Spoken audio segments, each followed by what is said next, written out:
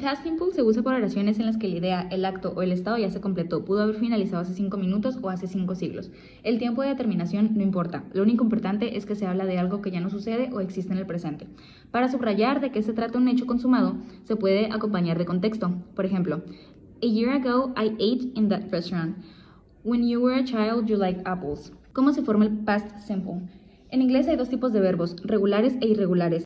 Existen algunas reglas para la formación de verbos regulares en inglés que se basan en cuáles son las últimas letras del verbo en infinitivo. Las 2 terminaciones para la formación del past simple son de o ed y dependen de lo siguiente. 1. La de es para verbos cuya última letra es e, por ejemplo, close, closed. She closed the store yesterday. 2. La ed es para verbos en cualquier otra terminación. Por ejemplo, jump, jumped. All the people jumped when they heard that song at the concert. 3. Cuando hay una Y al final después de una vocal, solo hay que agregar ed. Por ejemplo, play, played. She played like a pro in the final match. 4. Cuando no hay vocal antes de la Y, se cambia por I más ed. Por ejemplo, study, studied. I studied all night for the last test. 5. En otros casos, la última consonante de la palabra debe repetirse para agregar la fórmula ed. Por ejemplo, stop, stopped. You stopped just in time before the train crossed. ¿Cómo formar el past simple en verbos regulares en formas negativas e interrogativas? Para construir oraciones en pasado simple en su forma negativa se tiene que utilizar el auxiliar do, does, el cual es el único que se conjuga en pasado. El verbo principal permanece en su forma infinitiva. Por ejemplo, afirmativa, I went to your house on my bicycle. Negativa, I didn't go to your house on my bicycle. En cuanto a las oraciones interrogativas, nuevamente hay que usar el auxiliar do, does.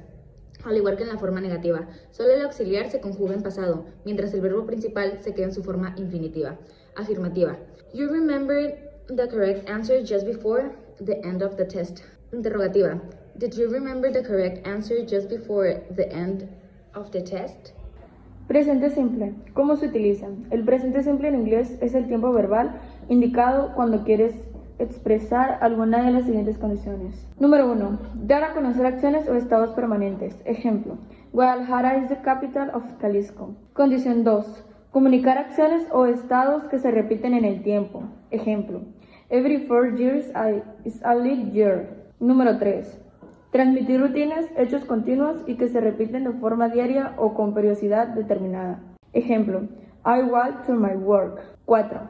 Dar instrucciones o indicaciones. Ejemplo, first smash the potatoes and pour some milk. 5. Mencionar hechos, compromisos o citas que ocurrirán en el futuro en una hora y día determinado. Ejemplo, next Saturday is my wedding. Consejo. Un error común es creer que el presente simple sirve para hablar de las acciones o estados que ocurren en el momento preciso en el que se habla. Esto es incorrecto. Para estas situaciones se utiliza el presente continuo. ¿Cómo es la estructura del presente simple para informar oraciones? Este tiempo verbal tiene una estructura básica para sus motivos afirmativo, negativo e interrogativo. Presente simple, estructura. Estructura afirmativa, sujeto más verbo más complemento. Estructura negativa, sujeto más auxiliar do, does, más not, más verbo más complemento. Estructura interrogativa, auxiliar do, does, más sujeto, más verbo, más complemento. El futuro simple o simple future se utiliza para describir acciones que se van a desarrollar en un futuro sin necesidad de especificar cuándo.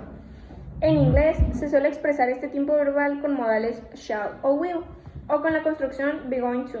El futuro se forma con el verbo auxiliar will, seguido del verbo en infinitivo seen to. Para la primera persona del singular y plural también se puede utilizar shall. La forma contraída del will y shall es una apóstrofe y 2 diagonales. Los usos. Primero, para hablar de hechos que ocurrirán con certeza en un futuro, con o sin intervención del sujeto en la acción, es she'll be 90 tomorrow. Mañana cumple 90 años. 2.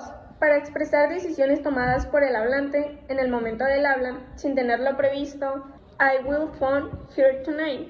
La llamaré esta noche. 3. Para expresar predicciones, suposiciones o deducciones del hablante sobre un hecho futuro, it will snow tomorrow. Mañana nevará. Es una predicción. She will like our present. Le gustará nuestro regalo. Es otra suposición. You'll be rich one day. Es una deducción que es algún día seré rico.